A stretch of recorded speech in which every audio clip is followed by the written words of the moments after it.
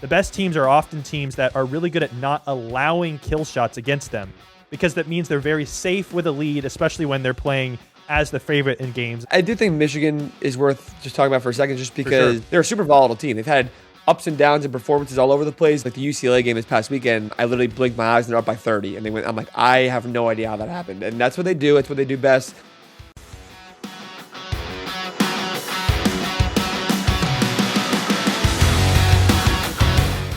Hey everybody, welcome to the EvanMiya College Basketball Show. I'm your host, Evan Miyakawa, and we are under 4 weeks from Selection Sunday, and there is a lot to get to. The Big 12 is on fire right now. There is a ton of stuff going on in that conference. A week ago, Arizona was undefeated and ranked number 1. Now they have lost 2 in a row to Kansas, and now Texas Tech goes on the road against Arizona and gets the biggest win of the weekend. Tremendous game. We will definitely spend some time there. Also in the Big 12, Iowa State wins convincingly over Kansas at home. That was huge. Elsewhere, some major injury news for both North Carolina and BYU that we will touch on, the impact for both of those teams. This is a huge week in general for big college basketball matchups. We have some mammoth games. We're taping this on Monday before Iowa State hosts Houston. So that's a big one. But then on Tuesday, Michigan goes on the road at Purdue. And then next Saturday, we have the best 4 teams in the sport all playing each other. Michigan plays Duke on a neutral court in Washington, D.C. Arizona goes on the road at Houston. Those games are going to be incredible. So there's a ton of theater going on right now. Super packed show today. Ryan Hammer is on deck with me in a second to talk about the weekend.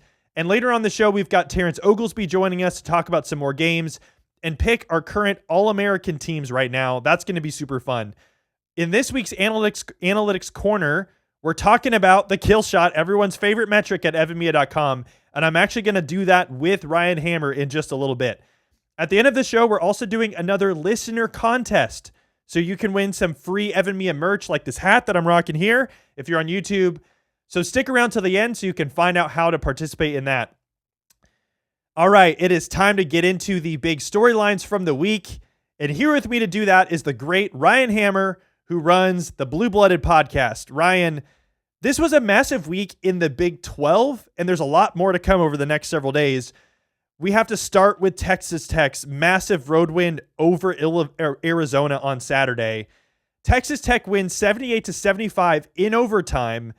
Arizona was up 7 in this game with about 3 minutes to go, and given how consistent Arizona is, that's a pretty big margin for them to drop. But Texas Tech is a team that never, ever quits. I love watching this team play. Donovan Atwell hit a massive 3 with about 25 seconds left in the corner to go up 2, and he had been pretty cold from 3 up to that point. That was a huge bucket. Arizona ends up going to the line and hit some free throws to send it to overtime. And then in overtime, JT Toppin, absolutely sensational performance. And then late, I think Texas Tech was up 2, and Arizona was trying to get a stop so they could score. Texas Tech puts up a shot. Leon Horner comes out of nowhere to get a huge rebound, and then they end up putting up another shot. JT Toppin gets another offensive board. This is coming against an Arizona team that typically great on the boards. And so they end up securing the win there through a great sequence late. Just a massive, massive win for Texas Tech on the road. Ryan, what stuck out to you most about their performance in this game? Yeah, I mean, on the grand scheme of things, look at how Arizona's lost their last 2 games. Their rebounding margin has been minimal, +2 on average for each game, and they haven't been forcing turnovers, less than 10 a game in their last 2 losses, where they're forcing usually 13 to 14 against high major teams when they've been winning. So in the grand scheme of things, big picture, that's what I see. But Texas Tech, man, like there's something about the culture and resiliency. Everyone says this guy's a dog. They're dog that. They are the truth of a dog pound of teams. Those are the Texas actual Tech. Dogs. Like they are terrified. I said with Fran Fraschilla yesterday, like if I'm not in the Big 12, there are great teams. I'm not in the Big 12. I'm looking at the bracket. They're the one team I want to avoid. They are absolutely terrifying the way they play, and their depth getting better and better between Horner, Luke Bamboye making plays.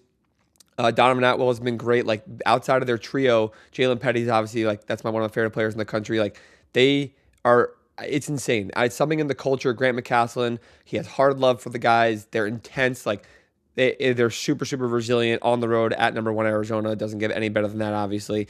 And all credit to them, obviously. And Arizona's a great team, and I don't want to say they choked the game away. I think that was more Texas Tech kind of grinding it back. So that's kind of what I saw. I mean, we have to talk about JT Toppin here because he has been on an absolute. I mean, he's always been a tremendous player, always capable of this, but on a heater right now. And in this game against Arizona, arguably the best team in the country, on the road against, I know that, Arizona was dealing with some foul trouble in this game, but he's playing against a front court of Krivas and Awaka, who are both great defenders and rebounders in their own right. And he ends this game with 31 points, 13 rebounds, 0 turnovers in 44 minutes played. This is his 6th time this season where he's scored 30 points and 10 rebounds in a game. That's incredible. Obviously, Christian Anderson, also great. He had 6 threes in this game, which I think were huge, 8 assists. He also played pretty much the whole game. And then obviously the depth thing you mentioned too is a piece here. I am been on record saying I'm worried about Texas Tech because of their depth. But in this game, they really stepped up. Like you mentioned, Horner and Bangboye were huge. I mean, they had critical plays in this game, and they both played under 200 minutes each this season.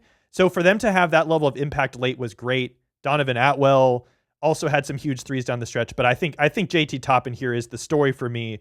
Like, what impresses you about what he's been doing? Well, on the depth too, like they're not asked to be doing crazy things and have 20-point game. Like if they do, great. Donovan Atwell has those games, it happens. But the Leon Horner and the rest of the depth, like you don't need that. Jalen Petty is like the smallest player on the court every game, but he has games where he has like 9 rebounds. Like doing little things and hard work and work ethic and hustle plays, I think is what it does for the depth. But JT, like he's crazy. He was my pick for National Player of the Year to start the year. I think because of the early season skid they had and the team success, quote unquote team success, because they've been arguably a top 3-4 team in the country in conference play, or since the Duke win, really. But he's been making the quietest case for National Player of the Year. He might not win it because Cam Boozer and Duke might have better team success or something like that, and that's fine. But I haven't heard a single person talk about him as National Player of the Year until this game. He is unbelievable. When he gets the ball in the right block, it's a left hook shot every time, and it's going in. It's a literal layup, no matter who they double. It doesn't matter. It literally doesn't matter. It's so fascinating. The 0 turnover part is incredible. Like he's relatively undersized if you look at his physical profile versus a guy like Krivas too. Like maybe not a Waka on height wise, but he's unbelievable. And we talk about everyone likes to, this team's really deep. They're going to go far in March. Teams that, if you go back in history, like teams that win national championships, go to Final Fours, they normally don't go like super deep into the bench because when it comes down to brass tacks in the tournament, you have to rely on your guys more than you did in the regular season. That's just the truth of any postseason play in any sport in history. Like your guys need to win you games. That's the truth. You saw it with Florida last year. We see it every year. They have the best 1-2 punch in the country. These are 2 All-Americans. They're unbelievable. So like I said, we keep going back to it. They're terrifying. They are terrifying. And I think they've shown the ability this season to, regardless of where they're seated and all that stuff, they can beat anyone in the country. And I mean, doing it on the road against Arizona, like that's as good as it gets. So they're capable. And I think they're, I don't know, maybe the most entertaining team to watch in the country. And they're certainly gonna be a hot pick when we get to the tournament to go far. On the Arizona side of things, like obviously I think Koa Pete's injury, him not playing in the second half for OT, like that certainly hurts. Jaden Bradley and Braden Burries were both not great in this game. I think Jaden Bradley shot 4 of 14 from the field, Burries 4 of 12. Awaka, I think, stepped up really big with his increased minutes. He's a guy who has been selfless and coming off the bench for them all season long, but his efficiency when he's on the court is insane. And he had scored 16 points and had 12 rebounds in this game. So I'm not super worried about Arizona. Like they've lost 2 games in a row. But these are, again, the big top of the Big 12 is so loaded. And Texas Tech, like you said, when they're on it, like they're going to kill anybody. So again, not the performance you want to see from Arizona, a slight slip, but it's not like this is a incredibly different outlook on this team than we had a week ago when they were still undefeated. Yeah, I was very adamant about like going into this stretch of games, right? Before these 2 games, it was Kansas, Texas Tech, BYU, Houston, Baylor, Kansas, Iowa State. Probably the hardest stretch of any team in the entire country all season. It just happens to be leading into March. It's a good opportunity, and it also could be seen as a bad opportunity. I was on record saying losing 2 or 3 games is going to be good. 1, you get the loss out of the way. Mentally, it's not there. You're not going to be undefeated. Good. Get that out of the way. But 2, like especially as a fan perspective, like we fill out brackets, you want to see a team lose. You want to see them face adversity. You want to see them be resilient. You don't want to see them go through injuries, obviously. Pete, we'll see what happens. But you want to see them lose. But losing back-to-back, the first 2 games of this crazy stretch, that I didn't want to see from a pro-Arizona perspective, at least, because now the games don't get any harder. Sure, they might be able to win the next 3 and beat Houston. Then you're like, okay, great. They've proven it. They're resilient. They had a 2-game stretch where they lost their games. That's great. But they're probably going to lose 1, 2. If they lose 3 more, like there will be a conversation of, did they peak too early? Kind of like Auburn has a couple of times like last year. And I think those things do worry me a tad. The things I mentioned before about the rebounding margin being minimalized by these 2 teams. Texas Tech, not a big team at all, but they just grind on the boards and not forcing turnovers on the defensive end, because their defense has been why they haven't been able to get to a Final Four under Tommy Lloyd and contend for a national championship. Like his first year with the Benedict Mathurin team as a 1 seed, their defense was not good. And it's very, very different this year. They've much improved that for the majority of the year. But if they're not going to be able to just get extra possessions out of that and force extra turnovers, that does worry me a little bit for them to win a national championship. Yeah, you mentioned the rebounding. Arizona only out-rebounded Texas Tech in this game by 2. That's tied for their smallest rebounding margin of the season. So they always out-rebound their opponents, but normally it's more by 14 10 to 15. You know what I mean? That was big from Texas Tech. And I feel like that's just sort of been a story when I've seen Texas Tech's big wins this year. It's like, oh my word, they did this thing against Houston or Duke that their opponents never done before this season. And it's like, Texas Tech just finds a way to win these games. It's incredible. They're up to 11th in the country at EvanMiya.com. I know they're hotter than that, but on the aggregate of the season, predicting going forward. But that's up 6-7 spots from last week. So they're really trending in the right direction there. I want to talk on another big result in the Big 12, which you were on hand for in Ames. Iowa State crushes Kansas at home, 74-56 on Saturday. Obviously a game that a lot of people were looking forward to. Will Darren Peterson play the whole game? Iowa State hasn't had a big notable game like this in a while. And how are they going to show up? Ultimately, I think, a lot of guys played well in this game for Iowa State. It was a very balanced effort offensively. 5 guys for Iowa State had 11 or more points. They lost to TCU earlier in the week. This was obviously a huge bounce back for them and makes you think that loss was just kind of an aberration.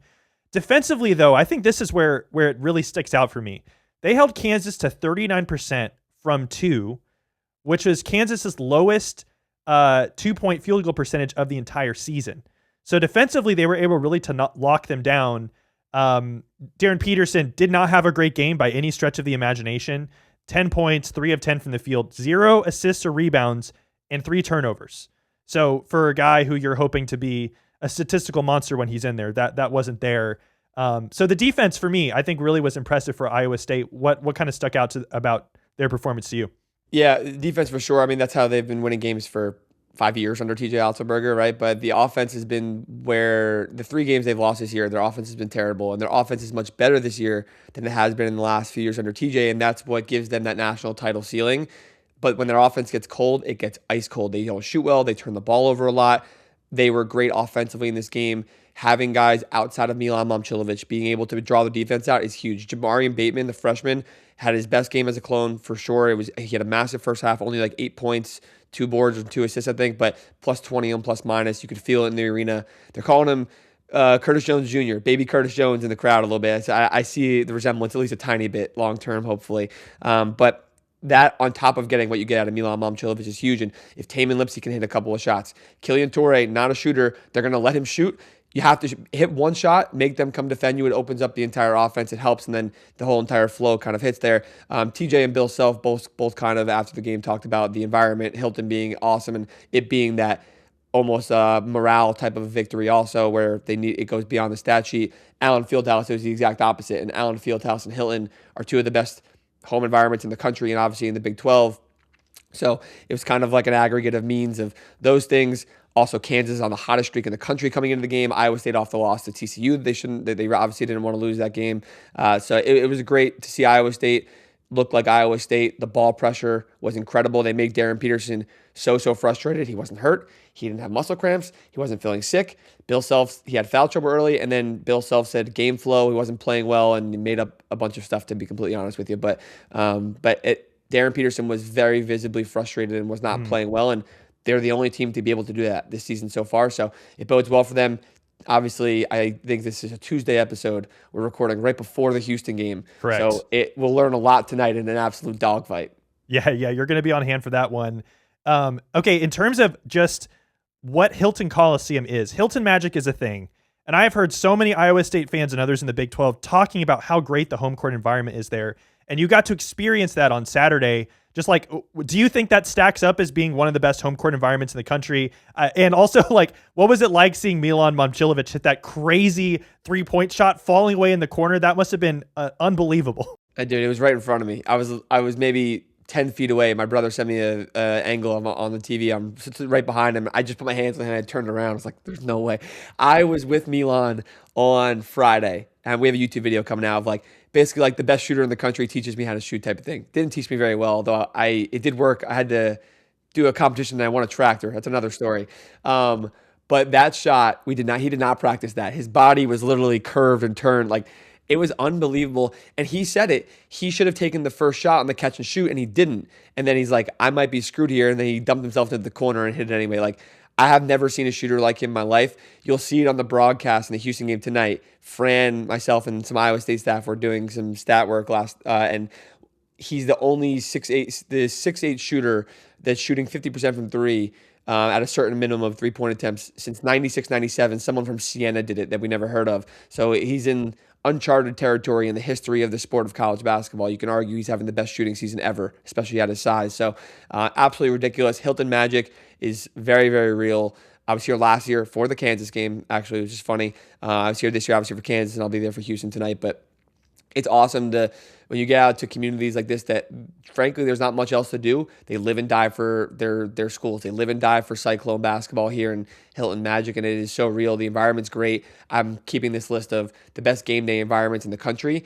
In terms of just fans alone and the atmosphere, 10 out of 10, it competes with anybody in the country that I've been to. I haven't been to Allen Fieldhouse, Breslin, Cameron. I still need to get to big places like that. But Mackey, BYU, etc. Like it's up there with all of them, and I'm sure it'll be very, very high up the ranking list once I put it to a number. Yeah, and I agree with you on what Momcilovic is doing from three. On EvanMiya.com, I basically have a skill grade that projects every single player's 3-point percentage going forward, and he's comfortably number one on that list. What it's basically saying is, at this point in time, he is the best shooter in the country, and there's not a lot of other players that are close to sniffing him right now. So he has been absolutely prolific from three. It's been really fun to see, and I think he is now their leading scorer on the season. So such a fun player to watch, and seeing his development from he already showed flashes as a freshman, and now up to this point in his career, seeing it really all come together has been great.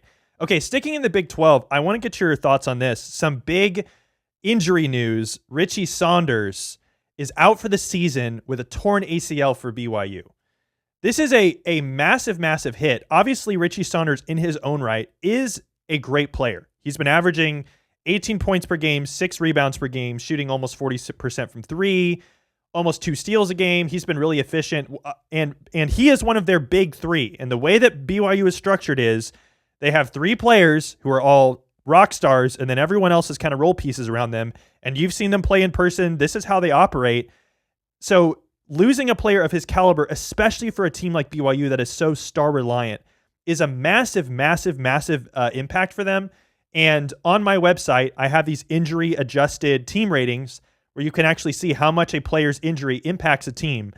And this injury for Saunders drops BYU from being the 22nd best team in the country to the 45th best team in the country. Ooh. Do you think that is makes sense? Like, what are your thoughts on this injury and impact for them? It's hard to argue against that, right? Like, I'm going to trust you over more than anybody. I'm not going to lie to you there. So it's hard to go to argue against that. It's tough. I feel for him more than anything as a senior and like his last year. That's tough. And I still think could be an NBA player. It obviously changes his path tremendously, but I think people think of him as a shooter and a scorer, but he's much more than that. He's been a good secondary playmaker when he needs to be. He's been a great defender, an unbelievable offensive rebounder at times, and making the hustle plays that, frankly, their other stars, AJ and Rob, just don't really make. They're a very heliocentric team around the three, which I think is fine. People will point to that being the issue. Sure, you can point to that, and the depth isn't good enough, but the idea of playing around 3 guys is fine. Texas Tech does it. Iowa State does it. There are teams all around the country that do it at a very high level and do it well. It's tough. It really is tough. There's not much else they can do. It's February 16th, 17th. Like, you can't just change your trajectory of your season and your rotations in 2 weeks with March coming up. Like, it's not easy. They're going to have to do everything they can, obviously, and they're going to keep playing the games, and they're still not a bad team. They're still going to be a tournament team.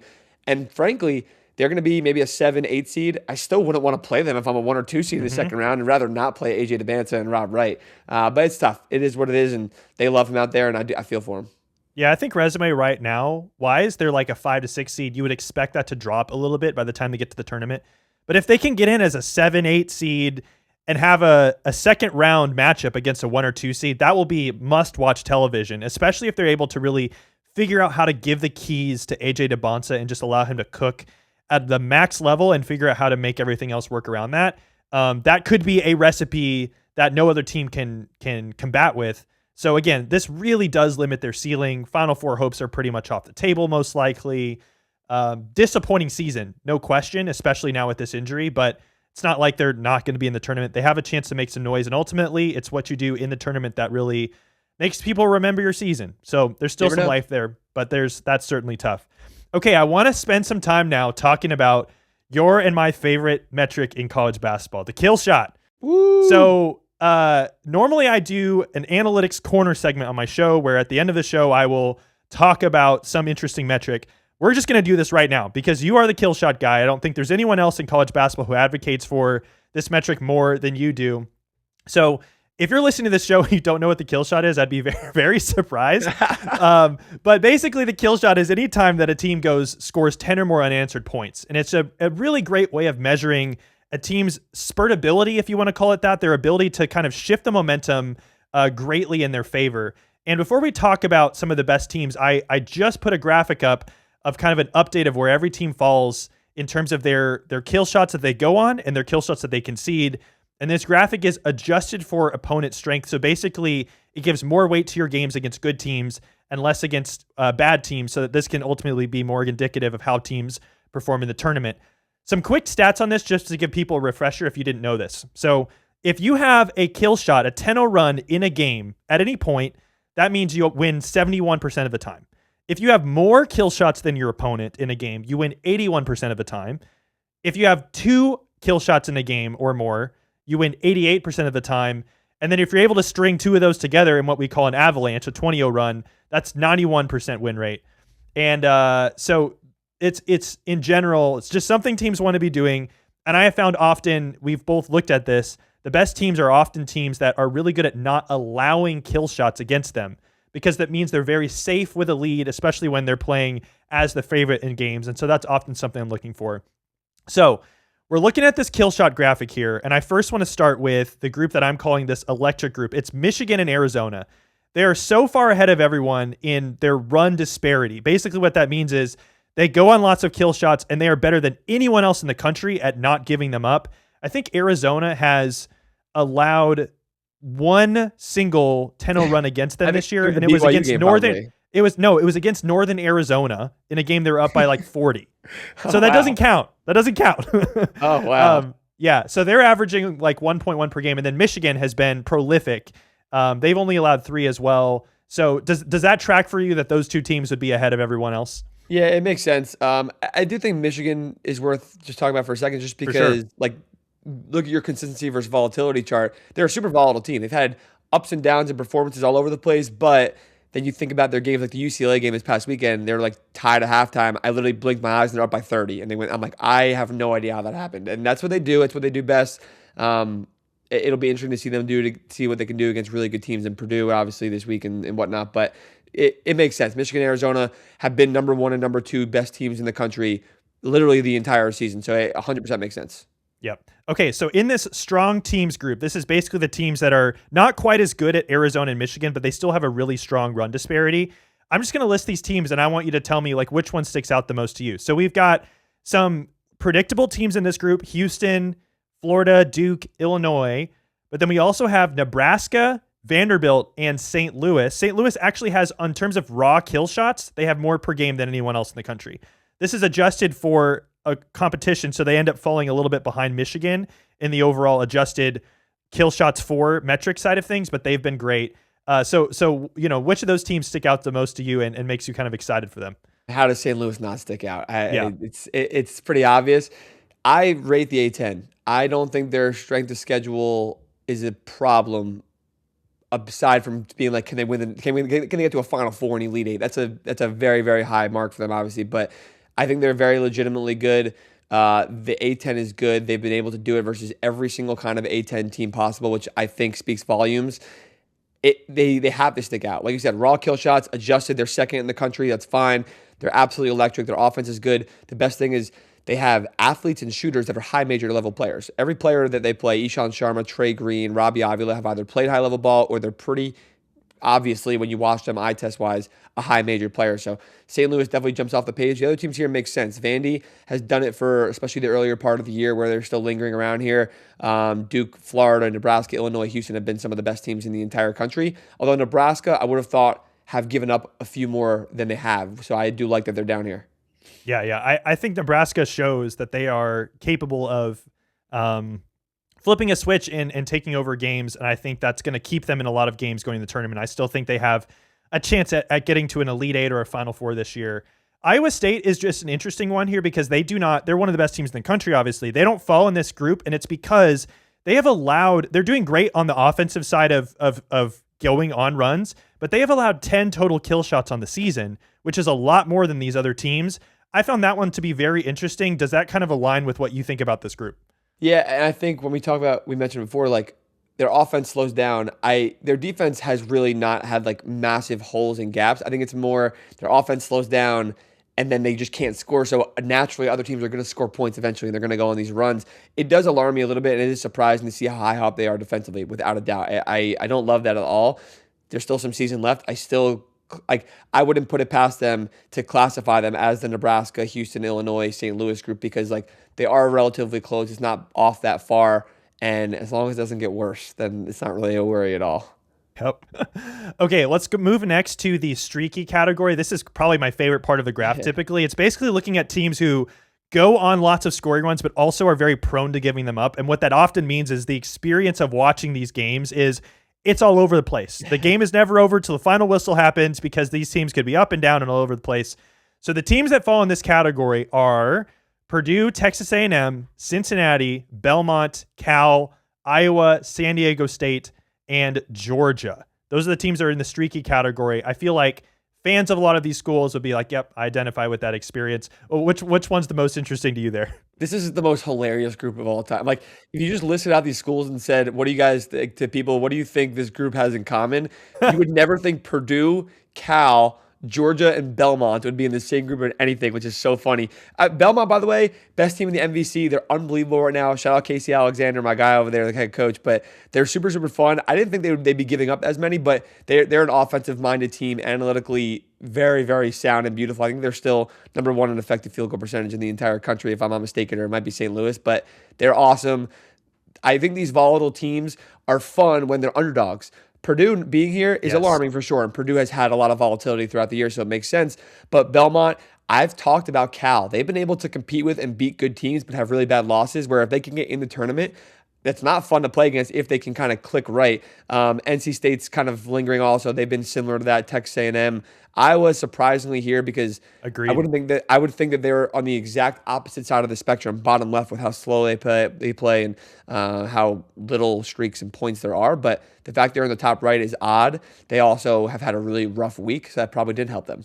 For sure. Yeah, I feel like sometimes people underrate the fact that it's defenses that can often decide kill shots, because it's not just like being able to hit a bunch of threes really quickly. It's also like being able to clamp down defensively and just stop an opponent from scoring. Yeah. And so I feel like for a team like Iowa, who's so systematic, some of these kill shots that they can go on can be more like they're able to just like, be really sound defensively and then just slowly knock the score up here and there. But then they have shown the ability against teams like Purdue, for example, to just suddenly give up a lot of points. But like you said, teams in this group, circle them as upset potential in March, because that means if they're exit or Sweet 16. There you go. Yeah, exactly. Because if they're in a second round game against a top 3 or 4 seed, like they could actually get lucky hot, and the streakiness works in their favor. On the opposite side of things, we have the least streaky group. This is basically the opposite. these teams don't go on many scoring runs. They also don't give them up often either. So if you're getting towards the end of the game, there's 5 or 6 minutes left. Typically, the team that has the lead is going to win. What's fascinating to me is, so I'll just list the teams here: Kentucky, UConn, Tennessee, Akron, Yale, Texas, Miami, Florida, Stephen F. Austin. Kentucky is wild that they're on this list because they've had some crazy comebacks this season, as we've often seen. What this probably doesn't show is that like some of these comebacks, they've just not actually had consecutive periods where they've scored 10 points altogether necessarily. Yeah. So sometimes it's the exact like threshold that can cut some of this stuff off.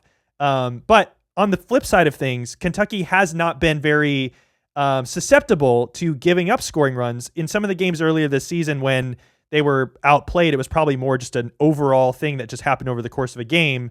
But they've not necessarily been in many spots where they've just like blown a big lead on the opposite end of what they've done with their comeback wins. So I find that one to be interesting. UConn being in that group is also interesting as well. What sticks out to you about this group? If you asked me to predict this chart, pick one team in every spot before I looked at it, I would predict Kentucky to be the exact opposite. I'd predict them to be where we just talked about, the most streaky, all the way top right. They must have gone on a lot of 8-9-0 runs and given up a lot of 8-9-0 runs, which you would think at some point turn to 10 run. But I guess it's a good thing that they don't let that happen, but not a good thing that they don't. Like, I still classify them as the cardiac cats. Like, they can still be that, which is good. I think this is good for them to be here, actually, for sure. UConn is definitely interesting because they've won national championships being the elite teams, where Michigan and Arizona are. You call it a Husky, right? The 30-0 run or whatever. Like, when they had Illinois in the Elite Eight or whatever it was, like, that is what they have won. That's how they've won the national championships that they've won. They've won on being the most elite team in this exact chart. So that does alarm me, and I think their offensive ceiling is why you saw it in the Providence game in overtime. You saw it against Seton Hall. You saw it against BYU. They were able to come back on them in a streaky game in that one. But like, their offensive ceiling, because of the lack of it, they can't just stretch big leads out and close out every single game possible. They're still a great team. They're awesome. I wouldn't put it past Dan Hurley to kind of figure these things out, get into a Final Four or something, but it does make me question the national title contention. I think SF Austin's a good call out. Like, you know, I'm a sicko for the mid-majors. SF Austin, McNeese State out in the Southland is a great battle, and SF Austin's kind of had their number a little bit. And even Akron and Yale. Yale makes a lot of sense to be here. Akron usually goes on a lot more scoring runs than they have, but between Akron and Miami, it's going to be a battle in the MAC. So, yeah, for sure. All right, before we get off this, I will just briefly mention a few notable teams that are in the suspect group. These basically are teams that don't go on tons of scoring runs. They give up a lot, who are likely to be in the tournament or at least in the conversation. Santa Clara, UCF, Creighton. Don't love that they're in that group. Santa Clara, I think, is going to need to win on the road against St. Mary's to really have a shot at getting an at-large berth. And so be watching for them to give up kill shots in that game or lack thereof. That could be the key there. Okay, before we get out of here, I want to ask you, I know you and I both love looking for dark horse teams who are outside the top 15, top 20, who could go on deep runs and make some noise. So I want to ask you, who do you think the teams are to most likely to make the Final Four or go on a deep run who are outside of my top 20 right now at EvanMiya.com? So this list is like Alabama, St. Louis, Utah State, Texas, Kentucky, and you can go down the list. So these are all teams that are probably not going to be likely picks to make the Final Four, at least in this point in time, but maybe identifying teams here who have the ingredients, have the stylistic play, have the volatility to get hot and go deep. So what are the teams on this list that you think would be the most intriguing picks to kind of make a run that no one is expecting to happen? Yeah, looking at it in a vacuum, like the things, like you said, volatility is important. You have to prove, to me, you have to have proven that you've been able to beat really good teams, because at some point to get to a Final Four, you're going to have to beat a 1 seed or 2 seed, or most likely going to have to beat someone very good, if not 2 or 3 teams to get on that path, especially as an underdog team. So that's one thing, being able to beat really good teams, even if you have bad losses in the year. And I think this is where, like, the trapezoid stuff, whatever, the pace stuff, being outside of that is good. Being very one-dimensional, but so good at that one dimension is actually good. So Alabama's 21. I think Alabama's an easy one to point to. They have gotten to a Final Four and Elite Eight on the backs of this exact system with great guards, LeBaron Philon, Aiden Holloway. I think that they definitely could do that with the right path if everything is set up well for them. I'd be remiss if I didn't mention Wisconsin and just their ability to beat anybody. Now that Texas Tech has beaten Arizona also, I think Wisconsin's trio of wins, Michigan, Illinois, Michigan State, are the second best in the country, but you could argue it's the first best. Like, They have some weird losses from earlier in the year, but they're playing much different basketball. And Nick Boyd's been unbelievable, and they look absolutely fantastic getting towards postseason play. So Wisconsin's definitely a team. And I'm gonna throw in St. Louis out there. Like, I don't North Carolina with Caleb Wilson. I don't want to like commit to that, but I think St. Louis, the way they play, can legitimately match up well versus power teams. I think about the big teams that they would play well against. I love Nebraska, but Nebraska forces teams to shoot a lot of threes. St. Louis will gladly take that, and I think that's a really good matchup for them. So if they're like a 7 and Nebraska's a 2, there you go, boom. All of a sudden you have a chance you're in the Sweet 16, and you got to win one more game to sniff a Final Four. So I think St. Louis is worth mentioning. Yeah, I think we're in agreement with a lot of these here. I think you have to mention Wisconsin. They've shown the ability to beat some massive opponents this year. So in a second round or Sweet 16 game, you could see them having a little bit of like an Arkansas type run from last year where it's like, hey, this team is really shooting way over what their seed is and, has some killers on that team. So I think that's an obvious choice. St. Louis, I also think, is a good choice here. Another thing that backs up them as being a potential dark horse here is of all the teams on this list, they're the most positive in my opponent strength adjustment metric, which basically measures how much better do you play against elite competition versus bad competition. They've not had opportunities to play top 20 teams, but if you look at the best teams they've played on their schedule, they've beaten George Washington, VCU, and Santa Clara, who are all tournament level type teams. George Washington maybe less so, but VCU and Santa Clara are all inside the top 50, and they have played some of their better basketball in the performances in those games. So again, different test if we're talking about high major teams that they might face in the tournament, but I think that they're going to be dangerous. Utah State, I think I have to mention too, just purely because of the volatility. If you look at on my website, if you pull up any team's matchup preview, you can see their consistency rank. Utah State is 362nd out of 365 teams in game-to-game consistency. In other words, they're super all over the place. That can work out in your favor if you just get lucky and get hot. If they can string 2 to 3 games together where they're playing their best basketball, their ceiling is higher than everyone else. Their floor is also low, but if we're talking probabilistically, which team could go on a heater, it could be Utah State. So that could be super fun. I don't hate that. I was out there, and those are my guys. I love them. I think they're much better suited to make runs than they have been in the past. Their defense is much better. They know that. They've been kind of locked in on that. That is actually a ridiculously unbelievable metric. And even with that volatility, they've won almost every single game. And the losses they have are versus teams that South Florida is the best team in the AAC. GCU and UNLV scream volatility of like they have these crazy hot games. So like things like that just happen. They're good. They're very, very good, but they're crazy all over the place. Yeah. Well, I know we could keep chatting, but I'm going to let you go. You've got important places to be, like in Hilton Coliseum for the Iowa State-Houston game tonight. That's going to be a ton of fun. So thank you so much, Ryan, for joining me on the show today, and enjoy yourself tonight. Thanks, man. It's been an honor. I'm happy to be here. Great stuff from Ryan. I really appreciate him coming on the show with me today. I have been following Ryan Hammer's content for years, and now his new Blue-Blooded podcast that he just launched this last summer has been a smash hit, super fun to listen to. Lots of great interviews that he gets as well with players and coaches and analysts and things like that. You are not going to find a more energetic and passionate college basketball content guy out there. So be sure to follow all of his stuff on Instagram, YouTube, TikTok, Twitter, pretty much all the places. He's everywhere these days. So be sure to go check out Ryan's stuff there. Well, guys, there are some things happening in the sport over the weekend in the Big Ten and ACC that we haven't touched on yet. And so I am thrilled to have the great Terrence Oglesby with me today to dig into some of these results. Tio, I want to start with probably the biggest result in the Big Ten, which was Wisconsin having a huge home win over Michigan State on Friday night. I think coming into this game could have really gone either way. Obviously, Michigan State's a good team. Wisconsin has shown the ability to beat big teams this year. They already had road wins over Michigan and then Illinois last week. And actually, if you look at it, Michigan State hasn't really had a notable road win yet at all this season. They have losses to Nebraska and Minnesota. This was probably one of their bigger road tests that they've had.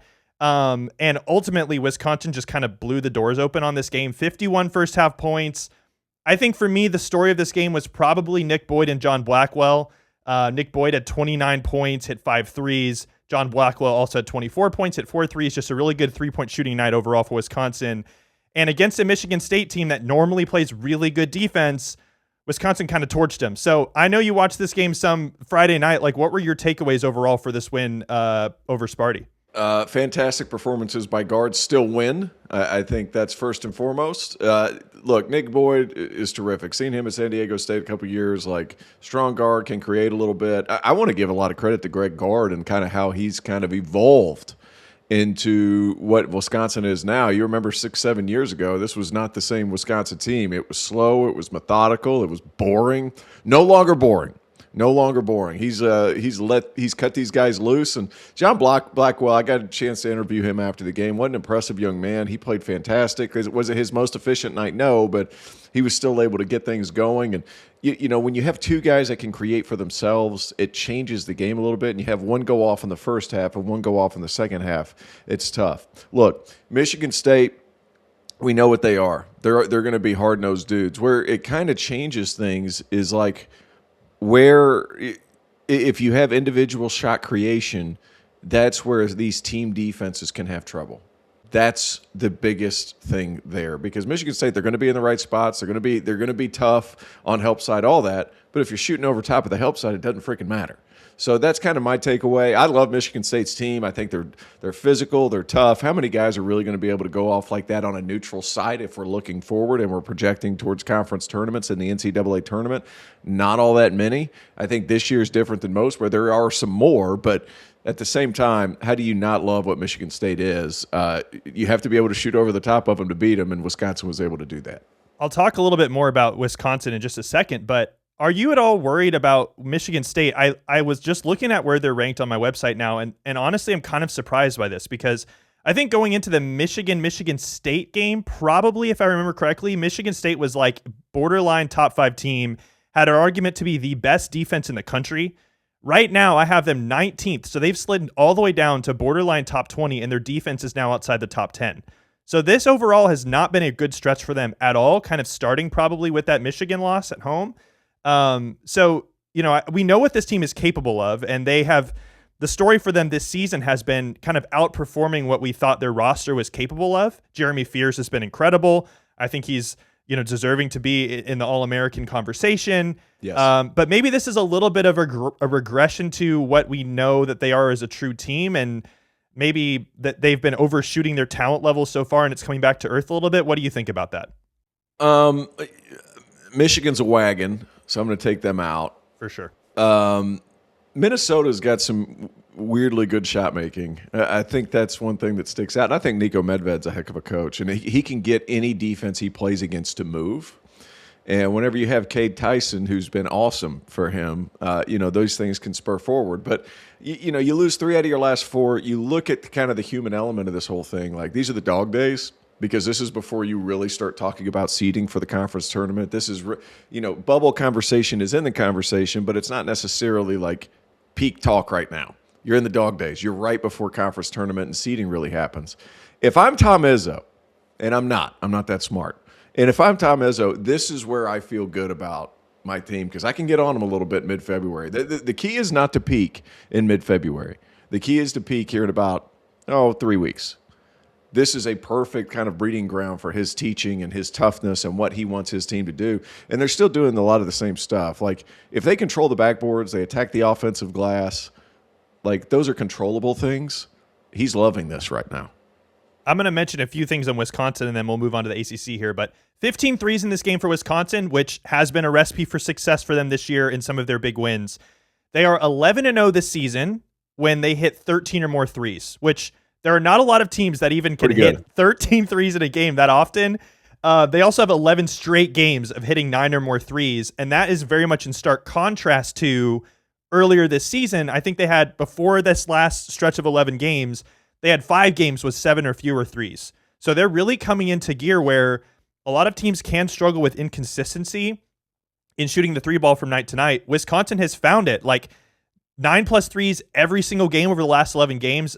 I haven't checked this, but there may not be another team in the country that can boast that. And, you know, for Michigan State, Jeremy Fears had 12 assists and a turnover, but overall, Michigan State shot 36% from the field, which is a problem. So not only was Wisconsin able to hit from 3, but they were also able to hold them defensively. And I think it's tough. Michigan State's offense obviously struggles a lot more than they would like. And when they're then allowing that barrage of threes as well, you're never going to really be that successful. So Not surprising. Can I ask you something? Just because outside looking in, and I'm not an analytics guy, is I read what you guys put together. A lot of times, I don't know how you get to these numbers. Like I'm a feel guy. I've always been that way, right? Wisconsin's volatility level has got to be up there, right? I mean, that's kind of how I feel about a team that kind of relies on the threes, like you talk about. So in a way, yes, I think stylistically, I would absolutely agree with that. We certainly have seen the ceiling for this team is as high as any in terms of some of the wins they have. And my goodness, I mean, against Illinois, against Michigan, against Michigan State. I was actually surprised by this, though, because they're not one of the teams that's ranked as one of the most volatile teams from performance to performance in this season. And they're also not a team that's labeled, according to my analytics, as being like really great against good teams and really bad against other teams. I think some of that might be attributed to the fact that they just were a worse team earlier in the season. But if you look at how they've played against their best opponents on their schedule and you rank them according to their ranking, and you basically go from like UCLA and better, they have like 9 games. It's basically win against UCLA, win against Ohio State, loss against Villanova, win against Michigan State, loss against Nebraska, win against Illinois, loss against Purdue. So it's not like they're kind of like 50-50 whether they play well or not, and that kind of has been consistent with their schedule. So I think they stylistically, they have as high a ceiling as anybody based on their three-point shooting, and I think they're really on a heater right now. Statistically, I don't necessarily know if there's anything else that contributes to that volatility other than the three-point shooting, but I think when we get to the bracket, it's going to be hard to not look at wherever they're seeded and think, hey, they could knock off a 1 or 2 seed here and make a Sweet 16. So can I? All right. So now I'm going to end up interviewing you. So what you're essentially telling me is they're consistently inconsistent? Pretty much. So when it comes to that lowers your volatility, right? Because you know it's either going to be feast or famine. Yes, potentially. Potentially. We're not nailing it down to Wisconsin, but I'm just. This always fascinates me. And by the way, for those of you listening, Evan helped me win my fantasy football league because he was my GM. So we ended up making that happen. Shout out to Roscoe Dash and Waka Flocka, who actually took L's in that league. I'm a champion, and we haven't played in 2 years. So I'm holding on to that belt for a long time. That all being said, this always fascinates me because, for example, a lot of people are leaning into the analytics, and obviously Wisconsin has too with these three-point shots. But we see these giant swings in games, and they've become more and more prevalent over the last 7-8 years. And it's obviously relying on the three-point shot because, like you said, it's consistently inconsistent, not just them, but a lot of teams. And to me, I also cover the NBA, which, the data sets in the NBA are astronomical. You could just go nuts for days.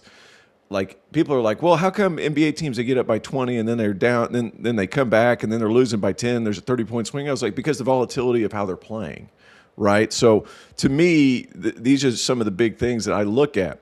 My question to you now is, and I've completely changed this. This is great. Podcast. I love this. Yeah, are there certain things, not shot making, that as a person who looks at these things are more conducive to winning? For example, controlling the offensive glass.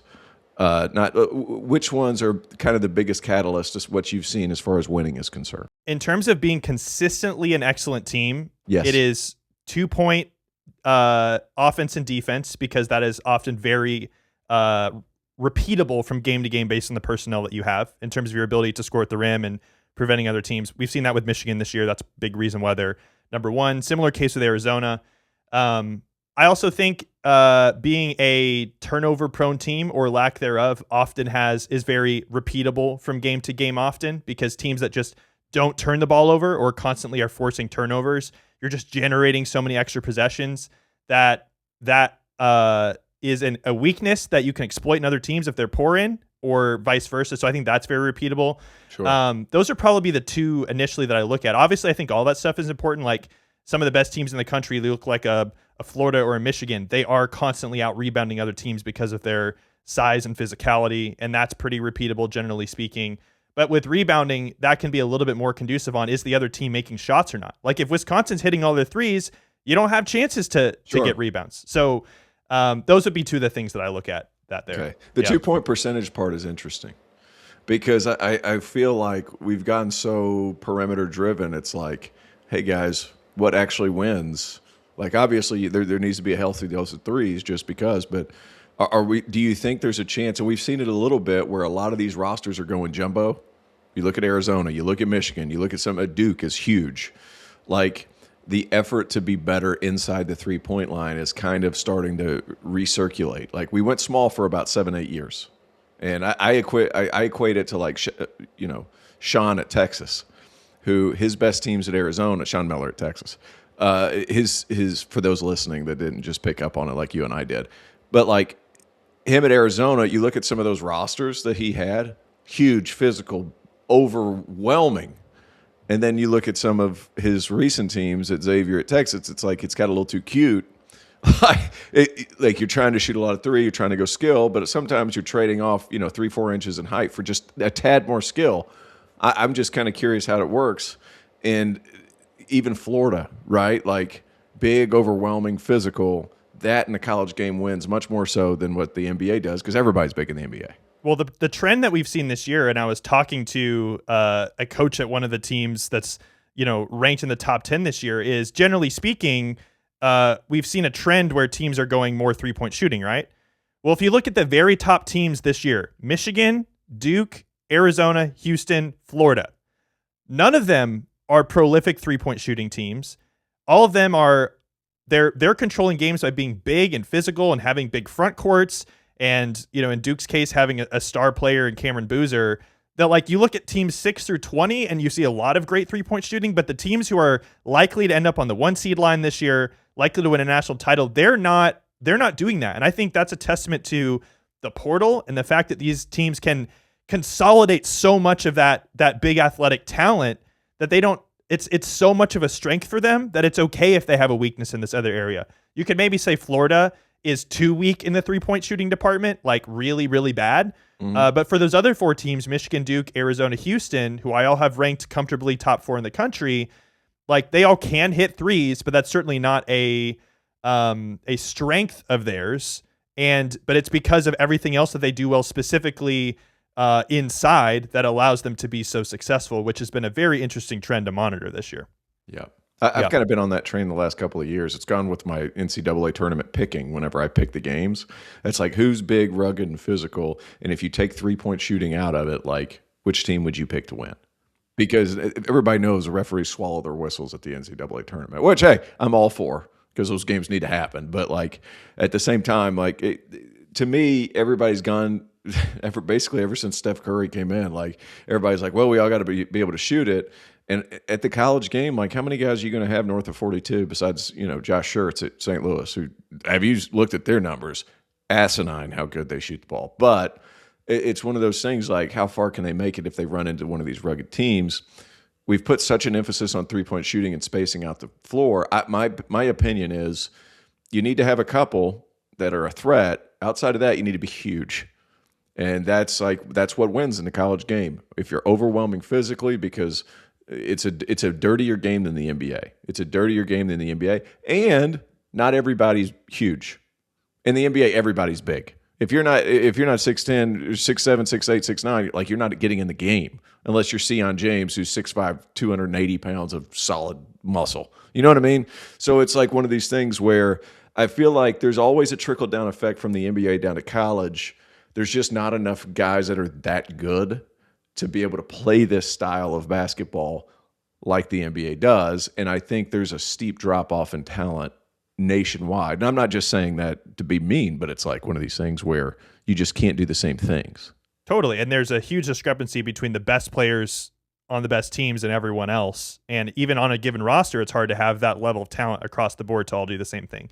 Well, I mean, speaking of teams who are maybe okay at shooting threes but have a dominant front court player, I wanted to briefly touch on some ACC stuff. Specifically, like Duke and North Carolina both are led by a freshman who is really the heart and soul of what they're doing offensively, especially inside, in Duke with Cameron Boozer, and UNC with Caleb Wilson, who now has a fractured hand, could be out 3 to 4 weeks. TBD on if he'll be back this season. The hope is there. But this is North Carolina just beat Duke last week, and now they have their best player out. And this is a guy who is averaging 20 points and 9 rebounds a game, highest rated player on the team on my site. He's top 10 in the country in terms of his statistical output. I have an injury adjustment on my website that looks at how a team is expected to perform when they have a player out injured. And this Caleb Wilson injury drops North Carolina from 26th best to 47th best team in the country when he's not playing. In addition, in this last game, they didn't have Henry Vasar in the game. If he's not in the game, that drops them to 65th best in the country. Or that's worth like 7 points in an actual game if you're missing both those players. So and still beat the brakes off a Pitt. Yes, which is, that was not a given when you're missing your two front court players there. So what is your analysis overall in North Carolina? Like, what do you think the hope is for them, and how much do you think this Caleb Wilson injury really impacts them? Have you read Bill Simmons talking about the Patrick Ewing effect? Yes. Yeah, that's what's happened over the next couple. And there's going to be a return to the norm or return to the mean or whatever. It's whatever you smart guys call it. You know what I mean? But yes, like I think it comes down to, how good Seth Trimble going to be. In my opinion, man, you said they dropped almost 20 spots. I think it's more than that because like not only, and this is just a human element of me just looking at it. He's like a life raft. Like for North Carolina, whenever everything goes awry, give it to Caleb and let's just figure out what happens. And that's what happened against Duke. Like he was so good in that first half against Duke. He held them on just long enough. And every time I thought Duke was going to take off and be up 20, 25, Caleb Wilson would go off for 8, 10, 12 points or whatever it was by himself. They no longer have that break glass in case of emergency, just throw it to one guy option. And I'm not sure this team really moves it well enough or runs into their flow well enough to where you're going to be able to find shots consistently. Seth Trimble's going to have to hit another gear. I'm worried. I think that's the best way I could put this. Absolutely. I'm worried. I think it's greater than 20-something odd spots as far as nationally is concerned because he buoyed everything they did. In terms of where I have them ranked without him, 47th best in the country, that's basically like borderline NCAA tournament team. Do you think Do you think that's fair, or do you think they're better than that? I think it's absolutely fair. Unless they change their style of play dramatically, and you're going to see them go a little bit smaller at times. They're going to play Vasar at the 5, and then they're going to have 4 guards around. And Jaron Stevenson's going to have a higher workload, of course.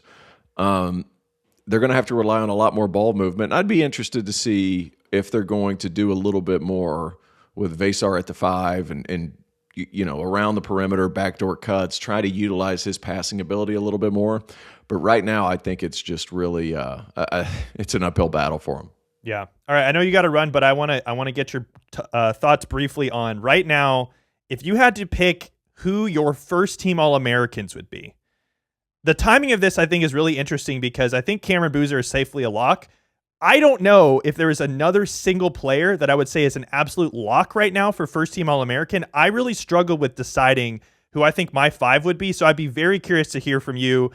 Who do you think would be your 5 players right now that would be, as of this moment, most deserving to be first team All-Americans? After JT Toppin's last week, I would consider him a lock. I mean, he has been tremendous all season long. He reminds, a couple of years ago when he was at New Mexico and I was doing the Mountain West tournament, I was like, man, he reminds me a lot of Gerald Wallace. Can't really shoot, all rugged around the rim, super athletic if you wanted to move him to the 3. Like, all those things would work. No, hold on one second. My mom's calling me, of course. But it's one of these things where he just does so many valuable things. And his week last week, for Texas Tech, going to Arizona and winning and just putting up some absurd numbers. I think I would throw him in there. DeBanza because he's leading the country in scoring. Yaxel Landeborg because he's the best player on the best team in college basketball. And then Thomas Hawk, who his stats don't jump out, but it seems like he just dominates games. And, injury played a part. Caleb Wilson was going to be in the mix there, very much so in the mix for first team. Injuries play a part. Team success for me plays a part. And those would be my 5 right now. Jeremy Fears considered, Braden Smith considered, Christian Anderson considered. There's just a lot of really good players this year. I think Michael Brown Jr., what he did against NC State's laughably good. He averaged 37 points a game over the last week. Like, what are we doing? Like, he some of the stuff, if he were healthy, that's huge. So you've got Boozer, Toppin, DeBanza, Yaxel, and Thomas Houck right now. That's very interesting. I only share 2 of those names out of 5. Now, the way that I often look at this is a little bit more analytics driven, as you might expect. I'm not necessarily often as blown away by pure volume. I'm not just looking at like 22 points per game and 10 rebounds. I'm also looking at how your impact on team performance and all this other stuff, right? Sure. So right now, my team, I agree on Cameron Boozer and I agree on Yaxel Lendeborg. I have those guys rated as the two most valuable players in the country. Yaxel and Boozer are the best players on the two best teams in the country right now that I have at EvanMiya.com. After that, I think this gets tricky. I think I'm taking both Jeremy Fears and Braden Smith on this team. I think they have been excellent. I think they have been players who are carrying their teams. Like if you look at most indispensable players in the country in terms of how much their injury would impact their team if they weren't available, I think those two guys are at the very, very top of that list because they're clearly the best player on their team. And then here is my fifth pick, which I think is going to surprise some people, but I actually want to put some emphasis on this going forward. Silas Demery for UConn has been quietly really, really good. UConn obviously has been a great team this year, and I think both from the way that he has stepped up and been the best player on this team, how well UConn has played this season, what he has done at the point guard spot for them statistically, I think has been amazing. And I have not seen a lot of conversation about him being in this sort of first team, second team All-American area. I think he deserves to be at least in this conversation. He might be my last pick. I also was very close on Joshua Jefferson, JT Toppin, Keaton Wagler, Christian Anderson. All of those guys any of those guys could be on the first team by the end of the season. This, I think, is wide open. There's 10 or 11 guys who are all worth considering there. AJ DeBonta, obviously, in the conversation, too. So, but yeah, I'm kind of glad that we have such a difference there because I think it's very fun. Well, I'm a field guy, right? You're a numbers guy. I'm a field guy. So whenever I watch it, who impacts it to me, who does a lot of those right things. The Demery thing, I think some of his stuff could be inflated just simply because he's playing in the Big East, and the Big East is the Big East this year. And I'm not trying to, but I am. It's been pretty bad. And so he's going to have some inflated statistics. He is very good. I wouldn't have him first team. Certainly an argument for Fears and Smith. Obviously understand that. I just, as I watch those guys, like DeBanza can, everything's geared around him at BYU. Hawk, everything Florida does is kind of predicated incredible on his physicality. Landeborg, that to me, that's the one where I'm like, okay, I get it, but at the same time, they are so dominant that it's like, well, got to have one guy on there, right? Yeah. So, and a lot of his analytics are pretty promising as well. He just doesn't shoot the ball great. It's just, volume. The lack of volume is an interesting point. I like that point a lot. But yeah, I mean, we're not that far off.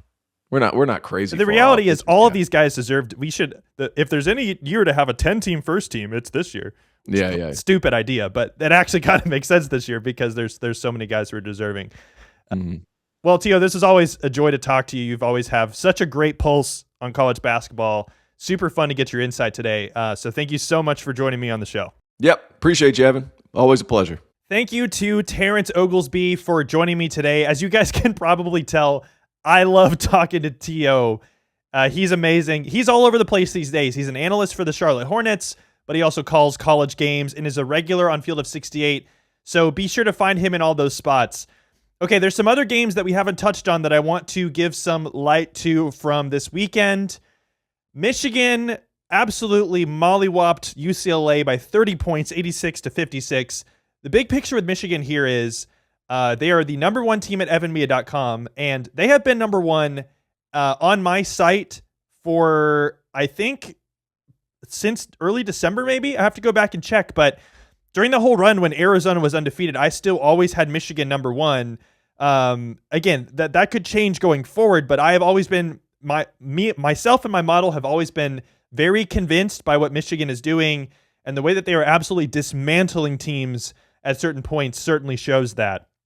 Right now, Michigan has the third ranked offense and number one ranked defense at EvanMiya.com, and they have a doozy of a week this week.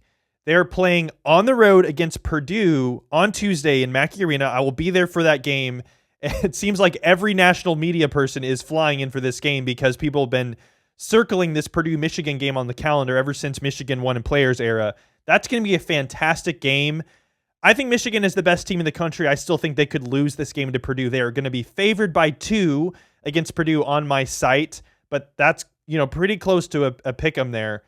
Purdue, on its own right, has been great. I literally a week ago on the show, I was talking to Rob Doster and said, hey, I am not selling my Purdue stock right now. I think if there's any team that I can put faith in with the veteran players that they have, with the coach and Matt Painter to figure this out, they obviously have the talent to do it. I think it is Purdue. And this week, they are moving absolutely in the right direction. Road wins over Nebraska and a very comfortable win over Iowa this weekend. I have them up to 6th in the country. So they're knocking on the door of being a top 5 team again. So that game is going to be awesome on Tuesday.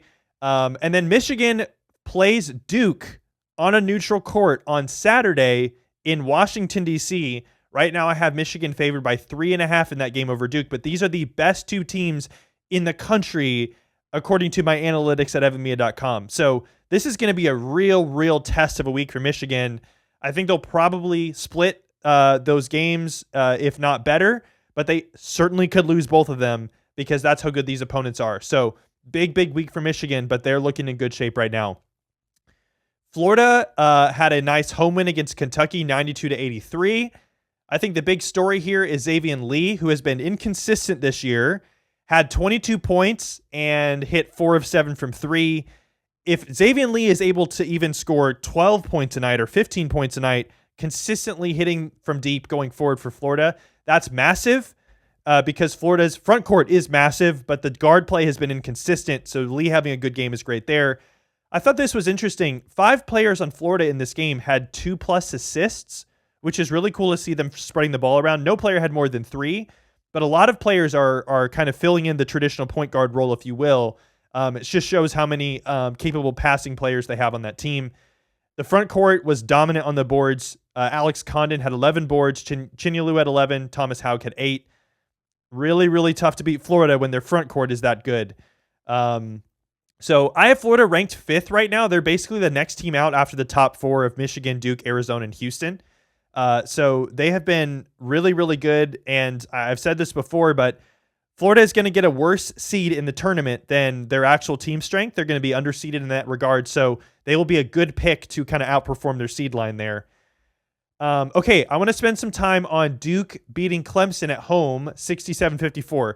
This particular game and result isn't that notable, but the reason I'm going to spend some time on this is because I was at this game in Cameron Indoor, and this was my first time ever attending a game at Cameron Indoor. And so, maybe this isn't the best opponent that Duke is bringing in, but Clemson is a very capable team, and this Duke team has struggled with Clemson recently in the past. They lost to them last year. I think they lost to them the year before.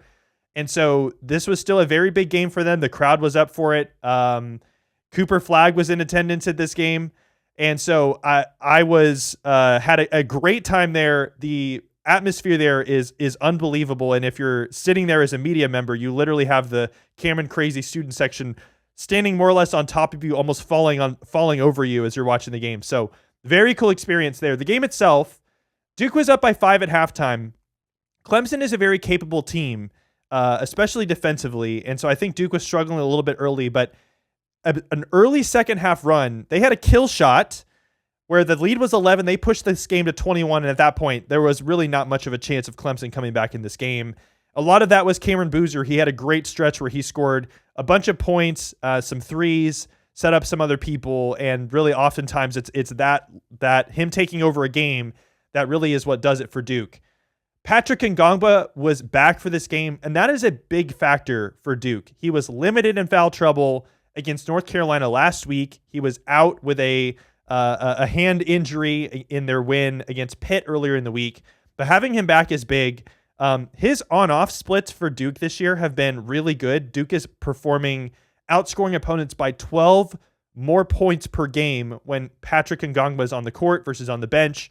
So he was a big key. Isaiah Evans had a nice game. Duke, as I mentioned, is now up to 2nd in the country at EvanMiya.com. They have passed Arizona after Arizona lost to Texas Tech. And specifically, I think the defense for this Duke team is the key and is probably an underrated part of their game. Duke has obviously taken an offensive step back from last year's prolific team with Cooper Flagg and Con Knipple and those guys. But the defense this year, I think, has really been the catalyst for why they have been so good, because their offense can be a little bit more hit or miss at times.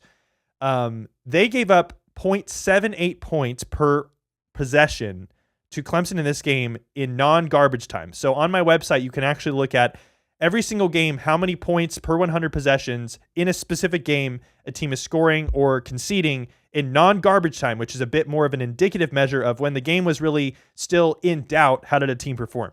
They gave up 0.78 points to Clemson, which was their best this season against a top 75 opponent. This was also the worst offensive efficiency for Clemson in any game this season, 0.78. The second worst they had was 0.95 in a game against Syracuse. So this was a massive drop for Clemson and really shows how difficult this Duke defense can be. And I think just looking at Duke on the season, how they perform defensively has been a little bit more of an indicator of whether they're winning games or not. Offense has been a little bit more all over the map, but the defensive consistency has been key for them. Their two losses this year against Texas Tech and North Carolina have both been in their three worst defensive performances when it comes to points per possession in non-garbage time. The other game that was in that bottom three was Florida State, a game that they won by only 4 points, and Florida State's not that good. So that is really key for them. So we're talking about games against Texas Tech and North Carolina. They're giving up over a point per possession in non-garbage time. In this game against Clemson, they gave up under 0.8. So that's a big one for them. Some other results: Gonzaga beat Santa Clara on the road Saturday night. This was tough for Santa Clara. Gonzaga, good team, and I think they're performing well even without Braden Huff. They're hoping to get him back, and they will be formidable when that happens. Santa Clara, I think, really needed to either win this game at home against Gonzaga or beat St. Mary's on the road later on the season in order to be kind of comfortably in the tournament. Right now, I have Santa Clara just outside of the field in resume quality. They have an opportunity to go on the road against St. Mary's on February 25th. Right now, I have St. Mary's favored in that game by 4.5 points. So that's not a gimme by any means, but I think Santa Clara needs that game in order to have an at-large chance because otherwise there's just not enough opportunities there. So Santa Clara, a good team. Right now, I have them 40th in the country, but they're really going to need that win. Vanderbilt beat Texas A&M 82-69 at home. Vanderbilt trending in the right direction. After they went so much of the season undefeated, they lost 3 in a row. Sky was falling. But now they have won 5 of 6 and are really heading in the right direction. I have them back up to 12th in the country. And this stretch has been without some of their, they've not had their whole roster available, and they're still winning these games. So Vanderbilt has kind of steadied the ship. I think some people thought they might fall off just because of the lack of bigs that's been often cataloged with this team, but they have shown the ability to overcome that. And so I still think this is a very exciting team going into the tournament. Last one I'll mention today is Louisville beat Baylor on a neutral. Expected result, but Louisville has won 5 in a row. And Michael Brown Jr., guys, is putting up some ridiculous numbers. In his last 2 games, he had 45 points against NC State and then 29 against Baylor over the weekend. 14 combined threes across those 2 games. He also had 6 assists and 5 steals versus Baylor.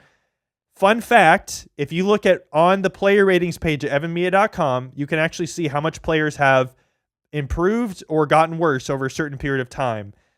Michael Brown Jr. is the most improved player in the country over the last week at evanmiya.com. His rating has gone up more than any other player. That just shows how incredibly dominant he has been. Louisville just has a completely different ceiling when Brown is healthy and playing well. And a lot of their struggles this season has been when he was either out or inconsistent. So this is a really big development for Louisville. We know what they are capable of. Their guard play, when they're playing well, is as good as any. They're in a prolific three-point shooting team. So great development for Louisville, and it'll be interesting to see how they continue doing going forward, but good signs there. All right, before we get out of here, I want to just kind of set the table for some of these big games that we have this week. I've mentioned some of them on the show already today. But on Tuesday night, Michigan is going on the road against Purdue. That game is going to be huge. The predicted score for that game at evanmiya.com right now is Michigan 78, Purdue 76. So Michigan favored by about 2 points there. And then on Saturday, the best 4 teams in the sport are all playing each other. Number 1, Michigan. Number 2, Duke on my site, playing each other on a neutral.